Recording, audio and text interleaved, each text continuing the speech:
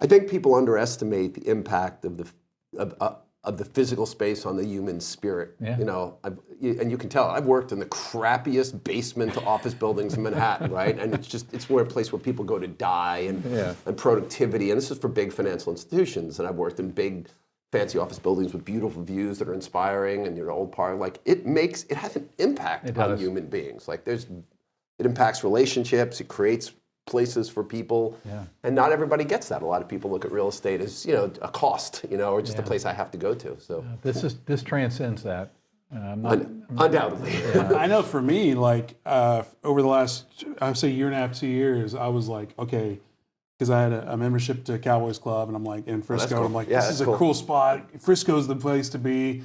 I live in Dallas, and anecdotally, there's aspects of Dallas that are not so nice, and it's like, okay, homelessness is going up, crime is going up. Yep. I need to move the business. I need to get to Frisco. I took one meeting with Lane and Andy here, and I'm like, oh, so Dallas really is still the big cheese. I think there's certain industries. I think if you're in finance broadly, let's just say broadly speaking, it's definitely Dallas and not Frisco and not Plano and not Arlington. It remains Dallas. But if you were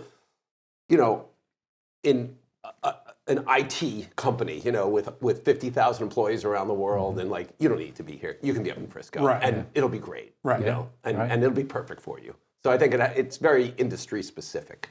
That is interesting because like I never thought about that. I just think in terms of like, oh my God, I see Old Parkland. It's such a beautiful campus.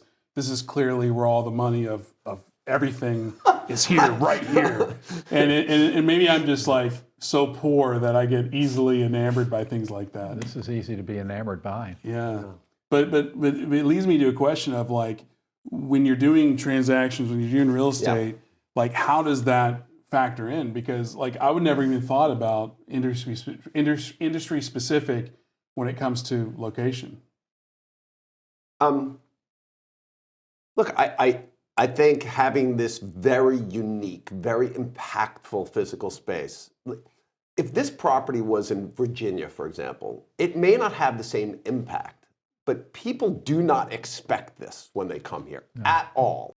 And so when they leave, they're going to remember being here. And that's very different. I've been to the world's nicest office buildings in New York and Tokyo and Los Angeles, and they just kind of blend after some period of time, even though you might remember the building.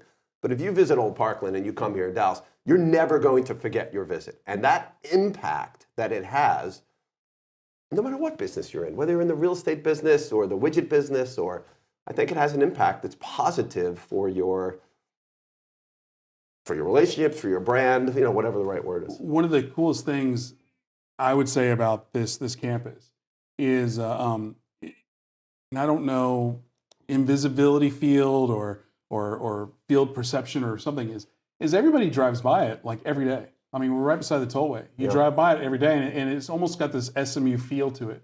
But like when you ask most people, they're like they've never heard of Old Parkland. What is that? And it's just this weird, unique ability to where you're in the middle of Dallas. Everybody drives by it all the time, but only a select few actually know what's here, what exists.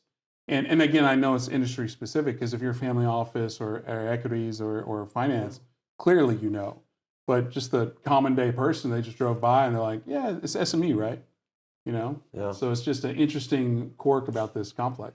To me, what must have been fascinating is back in 1913 when the original building was built, that they had that building was built in Dallas in 1913. When you think about that architectural style in this part of the country in 1913. So, and the fact that it still has vision and relevance 112 years later is really fabulous.